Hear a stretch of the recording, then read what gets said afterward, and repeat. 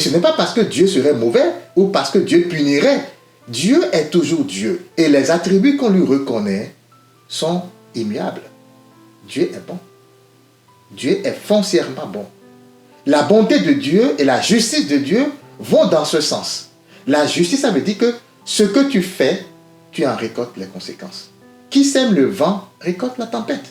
Ça, c'est la justice divine. Mais pour nous, dans notre perception des choses, nous pensons que non, Dieu est tellement bon que même si je fais mal, oui, il ne va pas permettre que je récolte les conséquences. C'est faux. C'est vraiment faux. Aujourd'hui, je viens te le dire, ce que tu fais, c'est ce dont tu récoltes les conséquences. Si tu manges mal, ben, tu vas tomber malade.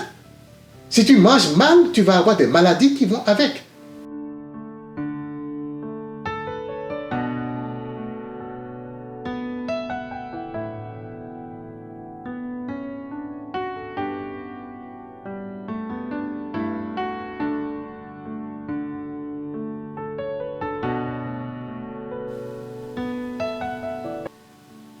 Mesdames et messieurs, chers frères et sœurs, bonjour et bienvenue dans cette émission de notre série préférée, de votre série préférée, Renaître de nos cendres.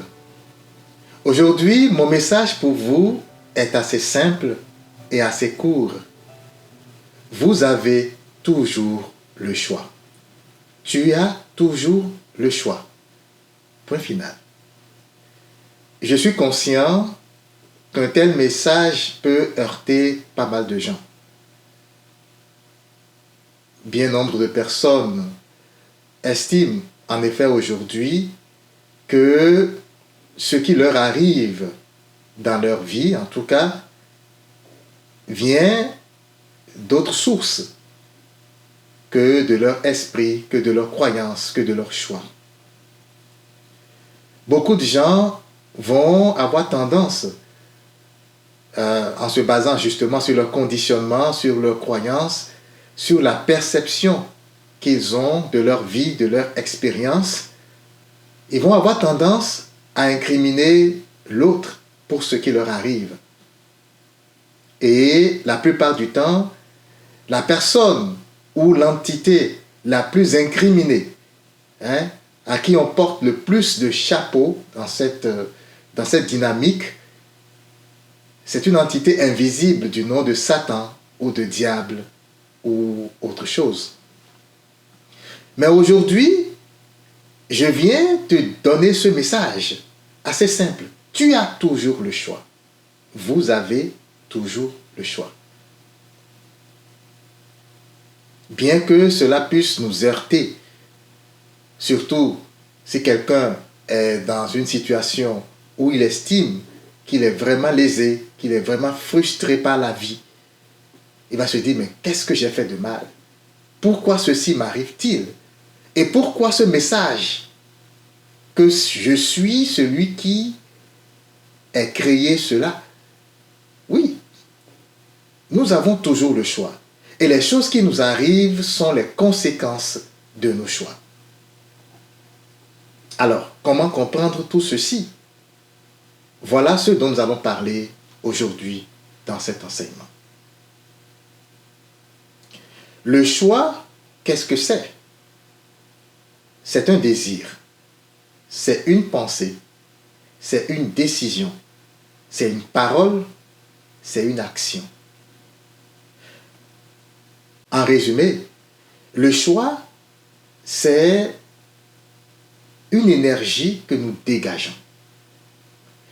Alors, lorsqu'on dit tu as choisi, la plupart du temps, on s'arrête à ce qui est palpable. J'ai choisi parce que j'ai parlé. Est-ce que moi, tu m'as vu parler et dire quelque chose? Est-ce que tu m'as vu agir de telle façon? Le choix, ce n'est pas seulement ce que j'ai dit. Ce n'est pas ce que j'ai fait. Ce n'est pas seulement ce que j'ai désiré. C'est tout cela à la fois. Le choix s'étale de mon intention première en passant par mes pensées, mes paroles et mes actions.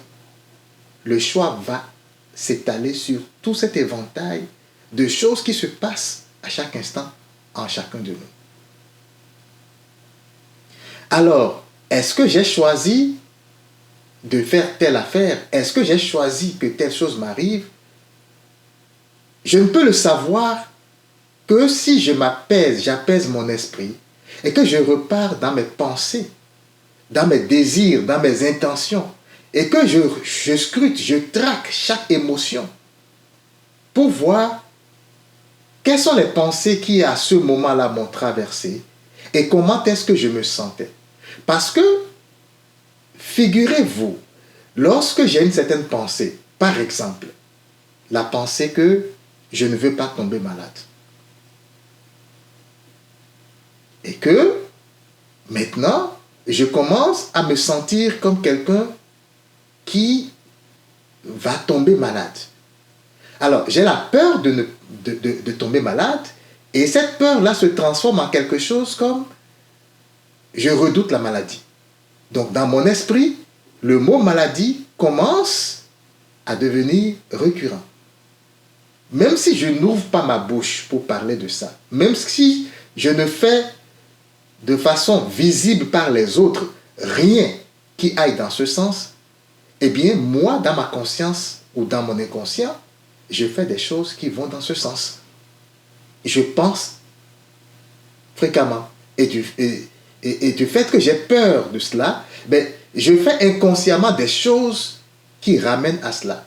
La conséquence, ce sera que je vais attirer la maladie et je vais tomber malade. Est-ce que j'ai fait un choix? Oui, j'ai fait un choix. Est-ce que j'ai fait un choix clair et tangible, visible par les autres? Non. C'est un choix déguisé. C'est un choix caché. On appelle cela un choix indirect. Alors, voyez-vous, chers frères et sœurs, nous avons toujours le choix. Et cette faculté, ou ce cadeau, on va dire, de qui nous vient-il? De quoi nous vient-il? Vous savez, quand Dieu a créé l'univers, qu'il a créé l'homme, il lui a donné beaucoup de choses, y compris la liberté. L'homme a été créé libre. L'homme est né libre. Même en ce monde, l'homme vient libre. Le symbole le plus palpable de la liberté de l'homme, c'est de la façon dont nous venons en ce monde. Nous venons nus, dépourvus de tout. Nous avons que le corps comme habit. Parce que ce qui vient en ce monde, c'est l'esprit. Et l'esprit se recouvre du corps comme outil, comme instrument devant lui permettre de pouvoir faire des expériences, d'avoir la force de pouvoir soulever les choses matérielles qu'il va utiliser plus tard pour faire des expériences. Alors, nous venons dans ce monde libre. Libre comme nous étions dans le monde spirituel, quand nous étions en Dieu. L'homme est libre. Et cette liberté lui confère quelque chose, une certaine responsabilité, à travers ce qu'on appelle le libre arbitre. Dieu nous a créés avec le libre arbitre. Et qu'est-ce que c'est le libre arbitre? C'est la faculté de vouloir quelque chose et de l'avoir. C'est la faculté de choisir tout ce que tu veux. Demandez et l'on vous donnera. Cherchez et vous trouverez. Tous ces petits versets des Saintes Écritures nous ramènent vers une seule et même réalité, le libre arbitre ou la liberté de choix. Alors, c'est une loi universelle. C'est un principe universel. C'est un principe divin. Même si aujourd'hui, avec nos sens physiques, nos yeux et nos oreilles et notre cerveau très limité, notre mental très limité, nous ne parvenons pas toujours à comprendre les choses qui nous arrivent. Et alors, nous disons, ben, je n'ai pas choisi, ce n'est pas moi qui ai choisi ça. C'est notre propre vérité. C'est notre propre réalité. Ce n'est pas la vérité universelle. Ce n'est pas la vérité de quelqu'un qui est conscient. Justement, c'est parce que nous ne sommes pas conscients. C'est notre subconscient qui gère tout ça. Et alors, cela échappe à notre conscience, à la lumière de notre conscience. Les choses arrivent derrière le voile, des choses qui nous ferme les yeux. Nous ne percevons pas la source de tout ce qui nous arrive. Alors l'esprit est troublé, l'esprit est déboussolé. Dans les Saintes Écritures, dans le livre de Deutéronome au chapitre 30, il est écrit « J'ai mis devant toi la vie et la mort, la bénédiction et la malédiction. Choisis la vie, afin que tu vives, toi et tes entrailles, toi et tes semailles, toi et tes descendants, selon les traductions. » Ce verset nous confirme effectivement que l'homme est un être de choix. L'homme est libre de choisir. Oui, nous avons tout un ensemble de facteurs ou d'éléments externes qui viennent pour nous mettre la pression, pour nous conduire à faire parfois le bon, parfois le mauvais choix pour ce que nous sommes. Beaucoup de choses autour de nous, et même en nous, surtout d'ailleurs en nous, nous poussent à faire des choix par peur.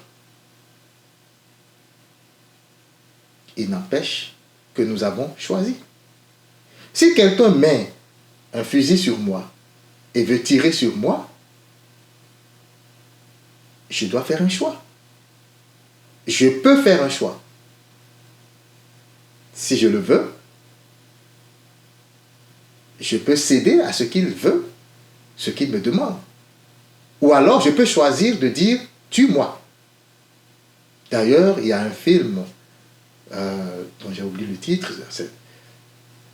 C'est un film américain où une jeune fille à l'école secondaire de Columbine a été tuée comme ça à cause de sa foi en Jésus-Christ. Un jeune homme de sa classe, deux jeunes hommes sont venus et ont mis un fusil sur elle et lui ont demandé « Est-ce que Jésus peut venir te sauver?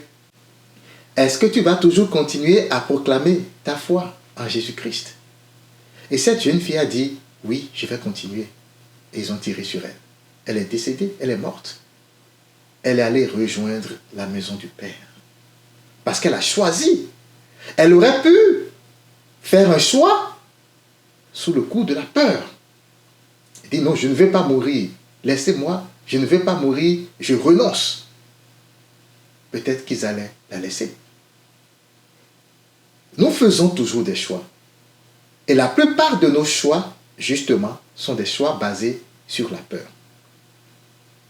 Beaucoup de personnes vont nier le libre arbitre. Vous savez, ils vont, parce qu'ils ne connaissent pas, ils vont se dire non, je ne choisis pas, c'est le diable, il y a des gens qui sont contre moi, et donc tout ce qui m'arrive, tout ce que je fais, c'est dans l'inconscience que je le fais. Oui, je suis un être pécheur, mais c'est le diable qui me pousse au péché. Chers frères, chères sœurs, aujourd'hui, je te le dis, il y a des facteurs externes. Tous les êtres de ce monde sont soumis à des facteurs externes. L'arbre qui doit porter ses fruits est soumis aux intempéries, est soumis aux insectes, est soumis à tout ce qui est là pour l'empêcher d'avoir de bons fruits. Et pourtant, il tient bon. Jusqu'à ce que les fruits sortent et mûrissent. Tous les êtres sont soumis à des intempéries. Chacun avec son fardeau. Tout le monde est soumis à quelque chose. Mais n'empêche que nous avons la volonté de choisir. Tout le monde choisit. Et donc toi aussi, même s'il y a des intempéries, même s'il y a des tentations, même s'il y a des pièges, c'est toi qui choisis. Tu peux choisir d'éviter ces pièges. Tu peux choisir de toujours exprimer quelque chose qui convienne à l'idée la plus grandiose que tu as de toi.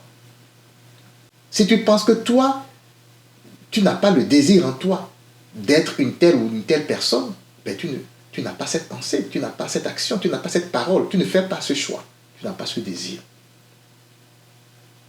Donc, le fait que nous faisons de mauvais choix vient justement de cette perception biaisée de l'image que nous avons de Dieu. Nous avons de Dieu une image de quelqu'un qui est partial, qui est parfois totalitaire, qui parfois fait du mal à quelqu'un, puni. Hein, faire du mal, puni parce que la personne s'est mal comportée. Nous avons de Dieu l'image de quelqu'un ou de quelque chose qui fait la guerre. Des choses comme ça font que nous plaisons vraiment dans nos croyances. Le choix est basé sur la croyance. Et nous avons plusieurs types de choix. Nous avons des choix conscients, des choix directs, dont nous évaluons parfois les conséquences avant de choisir. Nous avons des choix directs. Nous avons des choix inconscients. Des choix que nous faisons sans même savoir que nous avons fait ces choix. Et souvent, les choix inconscients vont venir de nos peurs.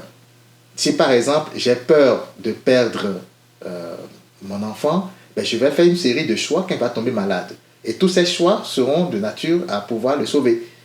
Parfois, des choix qui sont fonctionnels pour lui, parfois des choix qui ne sont pas fonctionnels pour lui. Vous voyez? Si par exemple, je dis à mon enfant, ne salue pas l'étranger, je fais pour lui un choix, et je l'éduque dans ce sens-là, qui n'est pas fonctionnel pour lui. Mais pour moi, c'est fonctionnel parce que je le protège du danger, selon moi. Mais ça peut causer que l'enfant se retracte sur lui-même. Je vais lui dire, c'est pas ma faute, je le protégeais. Oui, d'accord, tout est correct, mais c'est un choix que tu as fait pour ton enfant. Un choix basé sur la peur. Et nous avons des choix déguisés ou des choix indirects. C'est-à-dire, je n'ai pas directement choisi telle affaire, mais le fait d'avoir choisi autre chose m'amène à ça. Alors, du point A que j'ai choisi au point B, quelle est la relation? Qu'est-ce qui s'est passé? Ce sont les effets de la loi de la causalité. La loi de la causalité dit que toute action entraîne une réaction, directe ou indirecte, qui lui est proportionnelle. Donc, ça veut dire, si je choisis quelque chose, si j'ai une intention, ou une pensée, ou une action, eh bien, la conséquence ne va pas tarder à se manifester. Nos choix ont toujours des conséquences. Dans l'Apocalypse, il est écrit, « Voici, je viens bientôt, et ma rétribution est avec moi, pour rendre à chacun selon ce qu'est son œuvre. » Apocalypse 22, verset 12. En fait, nous traduisons souvent de tels passages par le châtiment de Dieu. Dieu va punir celui qui a mal fait. Il ne s'agit pas de ça, chers frères, chères sœurs. C'est la loi, c'est le principe universel de la causalité. Et ce n'est pas seulement à l'homme que cela s'applique. Dans les Saintes Écritures, nous avons vu par exemple le Christ prononcer une malédiction sur un figuier qui n'avait pas de fruits, alors que ce n'était même pas sa saison. C'était un signe pour nous dire, tu es là pour porter du fruit. Tu es un être d'amour. Tu es là pour manifester, pour exprimer ton amour. Tu es là pour que autour de toi et en toi puisse jaillir la lumière que tu es. Tu es la lumière du monde. Tu es un être de lumière. Mais si tu ne manifestes pas cette lumière, si tu choisis, si tu fais des choix délibérés qui viennent éteindre cette flamme ou qui viennent couvrir cet amour, et alors en toi tu mets plein d'énergie, de haine, de rancœur, de ceci et de cela, de peur, qu'est-ce qui va arriver?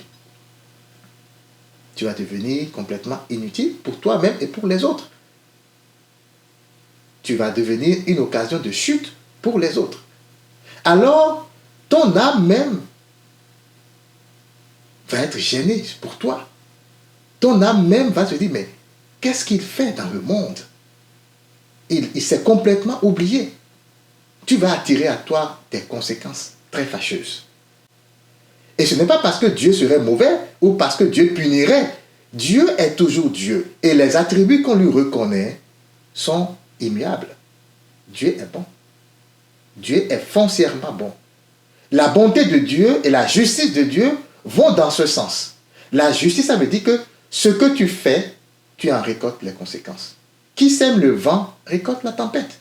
Ça, c'est la justice divine. Mais pour nous, dans notre perception des choses, nous pensons que non, Dieu est tellement bon que même si je fais mal, oui, il ne va pas il ne va pas permettre que je récolte les conséquences. C'est faux. C'est vraiment faux. Aujourd'hui, je viens te le dire, ce que tu fais, c'est ce dont tu récoltes les conséquences. Si tu manges mal, ben, tu vas tomber malade. Si tu manges mal, tu vas avoir des maladies qui vont avec. Si tu ne fais pas le sport, ben, tu vas avoir les conséquences de cela.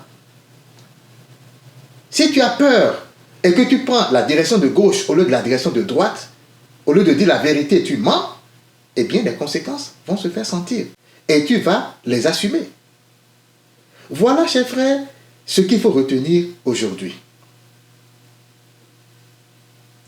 Le résumé de tout ceci, c'est que tes choix révèlent ta personne, ton niveau de conscience, ton niveau de maturité spirituelle. Nos choix révèlent qui nous sommes aujourd'hui. C'est important de savoir que ce que nous faisons à un moment clé de notre vie, les choix que nous faisons dépendent de qui nous sommes déjà. Donc, le choix est souvent l'expression de qui tu es. Si tu es quelqu'un qui n'est pas fort dans l'âme ou dans l'esprit, tu vas faire des choix basés sur la peur. D'accord? Et la plupart du temps, ce que tu es aujourd'hui, eh bien, c'est tout le cheminement que tu as fait depuis les années passées jusqu'à aujourd'hui. Alors, deuxième chose, plus tu estimes avoir d'influence, plus tes choix seront difficiles pour toi. En fait, je parle d'influence ici comme tu te recouvres de manteau. Donc, tu te donnes des charges. Tu dis, je suis un parent, je suis un professeur, je suis un président. Plus tu as des responsabilités, plus les choix seront difficiles. Parce qu'en ce moment, ce ne seraient plus des choix basés sur ton propre désir. Ce seraient des choix basés sur les choses que tes yeux voient et sur les contraintes que les autres imposent. Parce que, remarque que plus tu grimpes les échelons, plus les gens ont des attentes. Les gens semblent avoir besoin de toi. Et toi-même, dans ta perception, tu te dis, ceux-là ont besoin de moi. Ceux-là ont besoin de moi. À chaque fois que tu te dis, ils ont besoin de moi, tu t'ajoutes une couche. Tu n'es plus libre. Alors, tes choix ne sont plus des choix libres. La dernière chose, c'est que nos choix nous transforment toujours, pour le meilleur ou pour le pire. Lorsque tu fais un choix, à chaque fois que tu fais un choix, eh bien, tu es lié à ce choix. Et ce choix ou ces choix impactent ta vie pour le meilleur ou pour le pire. Et impactent également la vie de toutes les personnes qui t'entourent. C.S. Lewis écrit, « Chaque fois que vous faites un choix, une partie de vous-même change. Si vous considérez les choix innombrables que vous avez faits tout au long de votre vie, vous verrez que lentement vous avez transformé votre être intérieur en une créature en paix avec Dieu ou alors en guerre contre Dieu. » N'est-ce pas le résumé de tout ce que je viens de dire? Sachez ou sache que tu as toujours le choix. Tout ce que tu as fait, même le bébé a le choix. Parce que c'est une question que les gens qui ne sont pas d'accord avec ce que je dis, ils vont se poser. Mais le bébé, est-ce qu'il a le choix? Oui, le bébé a le choix. Mais ce n'est pas un choix visible. Lorsque le bébé se préparait à venir en ce monde, il a choisi ses parents. Il a choisi tout le monde. Il a choisi tous ceux qui vont côtoyer son environnement. Il a choisi sa vie. Il a tout planifié. Donc si par exemple un parent est méchant avec son bébé, le bébé a fait le choix de ce parent-là. C'est un sujet assez avancé. On pourra y revenir. Mais sachez que c'est ça la réalité. Le bébé, même s'il n'a pas les muscles qu'il faut pour dire non à ses parents qui font un choix pour lui, il a toute l'énergie de sa volonté, de son esprit. Et derrière les actions que nous voyons, derrière les paroles que nous entendons, derrière les pensées que nous ne pouvons même pas voir, il y a tout un processus énergétique qui se passe. Et à ce processus énergétique, le bébé participe. Donc oui, il a le choix. Alors, j'espère que ces quelques minutes de prédication sur le choix vous auront convaincu à vous remettre en cause. Je ne vous demande pas de me croire forcément, mais méditez ce que je viens de dire. Regardez toutes les situations que vous avez traversées et demandez-vous, est-ce que je ne pouvais pas faire autrement? Est-ce que ce qui est arrivé Que ce soit là, quand ça arrive, ou les choix que vous avez faits avant et qui ont conduit à cette conséquence, est-ce que je n'aurais pas pu prendre un autre chemin, avoir un autre désir, avoir une autre pensée, dire autre chose ou réagir autrement? Et vous verrez que vous avez toujours le choix. Que l'Esprit Saint vous accompagne et vous éclaire sur ce chemin de spiritualité, afin que vous puissiez découvrir que chaque choix que vous faites dans la vie vient de vous et non des autres. Peu importe ce que vous faites comme choix, vous avez toujours la possibilité de dire oui ou non. Que votre parole soit oui, oui, non, non. Vous avez toujours le choix. Et alors que vous puissiez commencer à méditer sur vos choix, réfléchir, traquer vos émotions, afin de pouvoir faire les choix fonctionnels pour vous, pour pouvoir vous élever spirituellement, élever votre niveau de conscience, afin de devenir plus fort dans l'esprit. Parce que si vous devenez plus fort en esprit, c'est votre âme qui gagne et c'est votre vie tout entière qui gagne. C'est le bonheur qui s'installe dans votre vie. Que Dieu vous bénisse. Amen.